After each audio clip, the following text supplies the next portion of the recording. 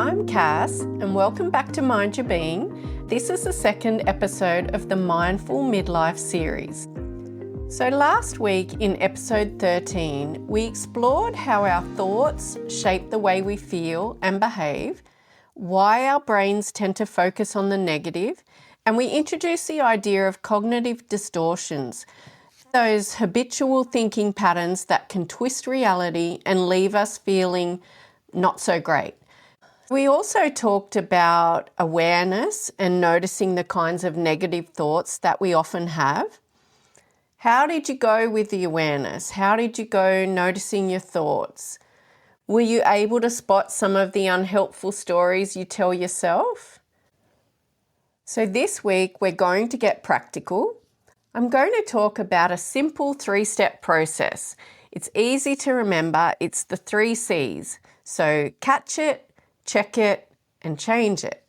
This process helps you notice those cognitive distortions as they come up, to question whether they're really true, and then reframe them to have a healthier, more realistic perspective. We already covered step 1, catch it, last week. That was the awareness and noticing the thought. Today we'll include steps 2 and 3 to check and change our thoughts. Now, I didn't come up with the 3 C's. A lot of people use this terminology, but it's one that I think is quite simple and helpful, so it's the one I'm going to use here. Before we get started, I wanted to clarify that I'm not a psychologist.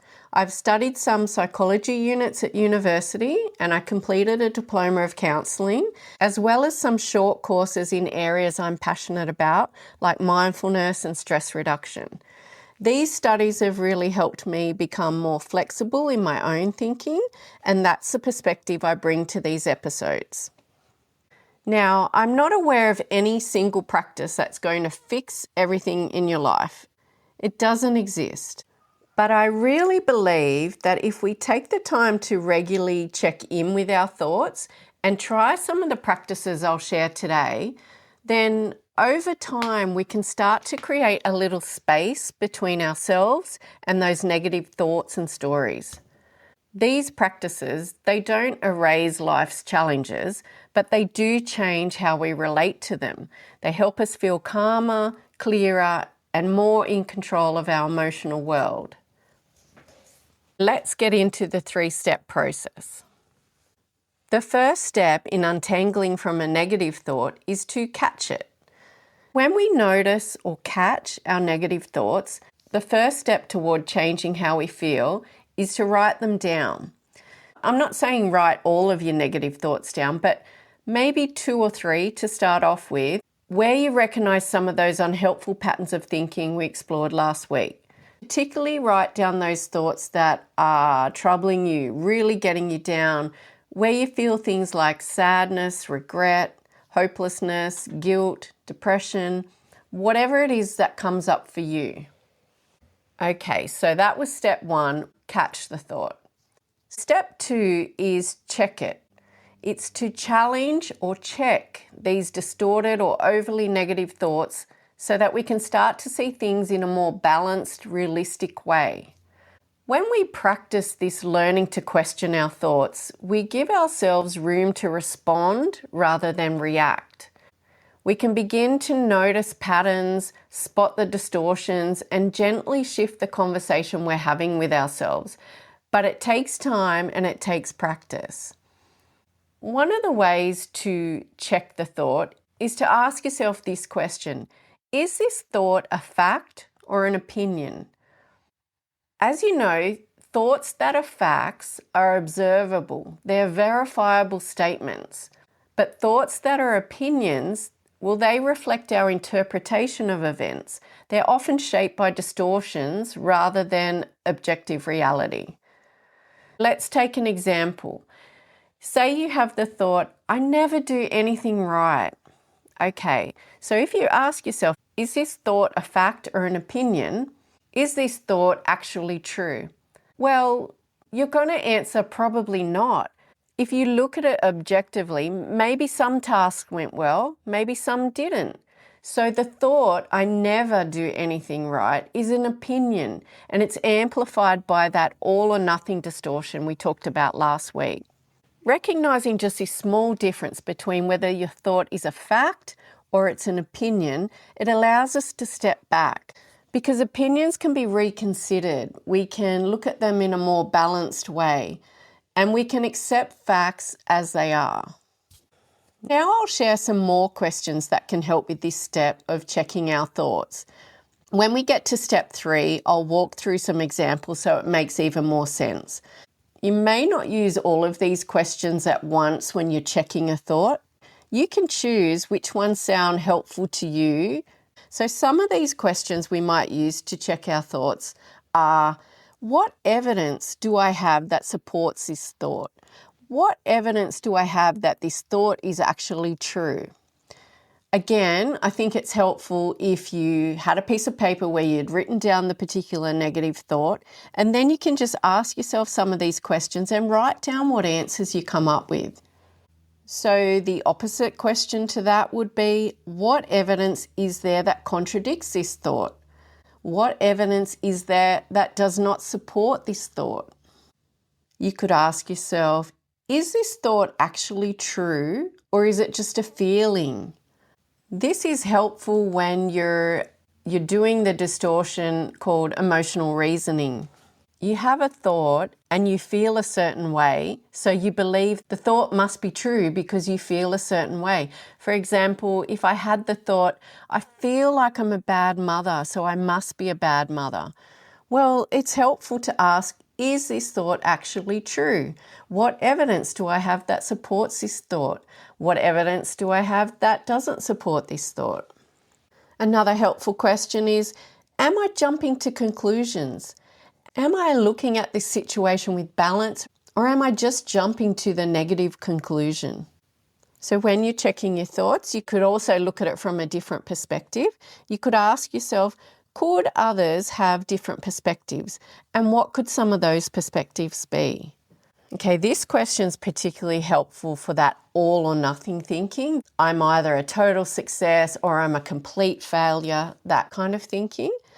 So you could ask yourself, is the situation as black and white as it seems? It's helpful to ask, is there a possibility for a shade of grey here?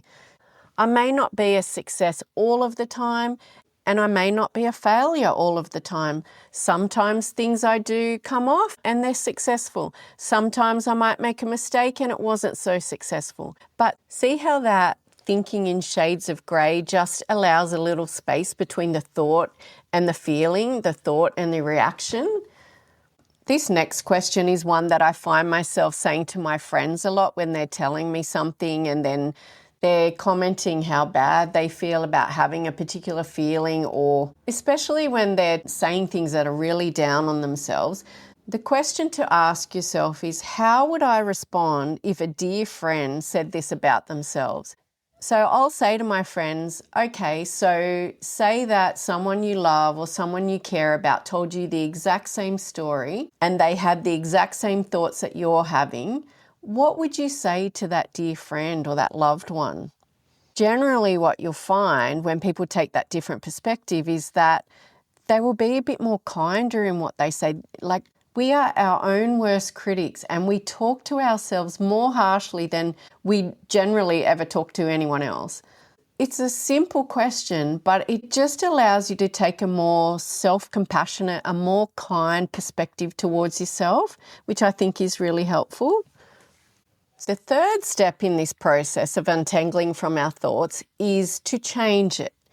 This is also known as reframing the thought, and what we want to do here is come up with a more realistic and balanced perspective. So let's look at a few scenarios to try and make the 3-step process clearer. We'll use some examples that you might remember from the previous episode and also a few new ones.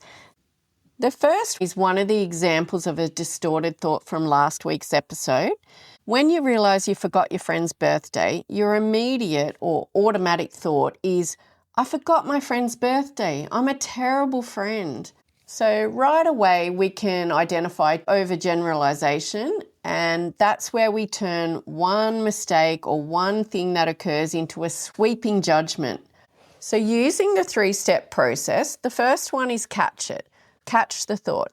So as you notice the thought, also try and notice without judgment the feelings that come up. So in this example, the feelings might be guilt, maybe some shame, maybe some anxiety that they forgot their friend's birthday. Next is step 2, where we check it. This is where you question the thought. So some of the questions that might be helpful here would be, is this thought a fact or is it an opinion?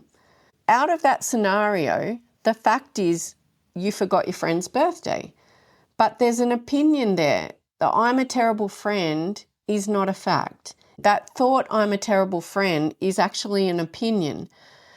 So by separating the facts from the opinions, you can see that the thought is exaggerated and it's not kind. It's actually not true at all. After you catch the thought and you check it with some of the questions we talked about before, then you come to step 3, we change it, or we reframe it in a more balanced, compassionate way. So for this example, you could reframe the thought to something like, I forgot my friend's birthday this time, but that doesn't mean I'm a terrible friend. I usually remember and show up for the people I care about. Now, this new thought, this reframed thought, it feels lighter, it feels kinder. You're still acknowledging the fact that you missed your friend's birthday, but you're not overgeneralizing. Let's look at another example. In this scenario, you're 49 years old, you've been trying to get back into a regular walking routine, but this week you only managed 2 walks. On Friday morning, you sleep in and you catch yourself thinking, I've completely failed at this. I have no discipline. I'll never stick to anything. Okay, so this is a classic example of that all or nothing thinking. You're seeing your effort as either total success or total failure. No shades of grey, no middle ground. The thought is actually really harsh and it's discouraging. And these kind of thoughts can easily make people just give up entirely. You know what I'm going to say. The first step, catch it. You notice a thought and then you become aware that you're not feeling great as a result of this thought. You might be feeling things like guilt, frustration, maybe even hopelessness. When you're trying out this process for yourself with your thoughts, take a moment to simply observe the thought instead of letting it sweep you away. Now again, that takes practice because generally we're on autopilot. We're not even thinking about these thoughts. Next, we're going to check the thought. Ask yourself some of the questions that I talked about before. Is this thought really a fact or is it an opinion? So the fact here is I didn't walk every day. But the thoughts that I've completely failed at this, I have no discipline, I'll never stick to anything, they're opinions. Just because I didn't walk every day doesn't mean I'm a failure, doesn't mean I have no discipline. I might have had a lot going on this week. But separating the facts from the opinions, you can see again that this thought is exaggerated, it's not helpful, and you start to see that all our thoughts are not true, they're not absolute truths. So finally we change it or reframe the negative thought. You might change to something more balanced, like I didn't walk every day this week, but I did get out twice. That's more than last week. I'm building the habit slowly and that's okay. That's enough. So you can see that the new thought incorporates that shades of grey. It moves away from the all or nothing thinking. It feels lighter, it feels more encouraging. It still acknowledges the reality that you didn't walk every day this week, but it's without the harsh self-judgment. And this kind of thought is more likely to motivate you to keep going rather than give up entirely. We'll go through another scenario to illustrate the point. So in this scenario, you're 55, you recently came out of a long-term relationship that ended unexpectedly. You're feeling lonely and unsure about the future. So this can actually be a common scenario in midlife.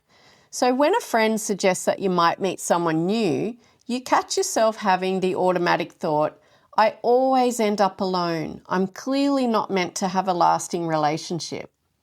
Having that kind of thought not only intensifies your sadness, but it also creates hopelessness and withdrawal from social situations, which actually reduces the chance you'll take the steps necessary to rebuild connection or to find a new partner. So once you've caught the thought, step 2 is check it. In this scenario, it would be helpful to do some reality testing or some evidence gathering. So you could ask yourself questions like, is it true that I always end up alone? You could also ask, what are examples of times when I've had strong, supportive relationships, even if they ended? Are there other explanations for this breakup that don't mean I'm unlovable or doomed to be alone? Checking the thought with these kind of questions, it helps us challenge the absoluteness of the thought and replace it with nuance. In this kind of scenario, another useful technique would be that perspective taking, that double standard technique. Most of us operate on a double standard. So when we fail or make a mistake at something, we can be so harsh on ourselves. But if we're talking to someone else with the exact same issue, we'd likely talk to them in a far more compassionate and a realistic way. So for this example where you've had a breakup, you could use this technique to ask yourself, what would I say to a dear friend or loved one in the same situation? Looking at it from a different perspective, you might say, if my friend told me this same story, would I say they'll always be alone? Or would I remind them that healing takes time and one ending doesn't define the rest of their life? Using this technique, it softens that self-criticism and it activates compassion. And most of the time, it's easier to access compassion for others before we can access it towards ourselves. So therefore, after asking yourself the evidence gathering questions and looking at it from a different perspective, the perspective of a dear friend, you could change the original thought to something more positive like, this breakup hurts, but it doesn't define me or my future. I'm allowed to grieve and I can still believe in connection and growth ahead. The key is to practice this 3-step process gently without self-judgment. So you're not forcing positivity, you're simply bringing some balance, reality, and some kindness into the conversation in your mind. As we wrap up today's episode, I want you to remember that not every question or reframing technique will suit every thought, and that's totally okay. The goal isn't to challenge or analyze every thought that crosses your mind. It's about gently questioning the thoughts that cause you stress or self-criticism and giving yourself that chance to see things from a wider, kinder perspective. And with practice, this becomes easier. The more you catch, check, and change your unhelpful thoughts, the more you start to feel a shift. You'll feel less stuck in the negative stories. You'll be viewing things with a more balanced perspective and you'll feel more at ease within yourself. I encourage you to give it a go as a practice because over time, this process can really change how you feel. Not because your life suddenly becomes perfect, but because you begin relating to your thoughts in a new way with that awareness and that self-compassion. So next week, in the final part of this series, we'll talk about letting go of trying to have it all together, to stop comparing ourselves with everyone's social media highlight reels, and to bring more self-compassion into our daily lives. Thank you for listening to the second part of the Mindful Midlife series. I'd love to hear how these practices land for you. You can share your reflections or your takeaways or what you've been noticing at either Instagram or Facebook at Mind Your Being Podcast. Until next time, please be kind to yourself and mind your being. Thanks so much for listening to this episode of the Mind Your Being Podcast. If you enjoyed it or found it helpful, please follow the show wherever you get your podcasts and share it with a friend who might enjoy it too. If you have a moment, please leave a quick review. It really helps others discover the podcast. Thanks again for being here. Take care.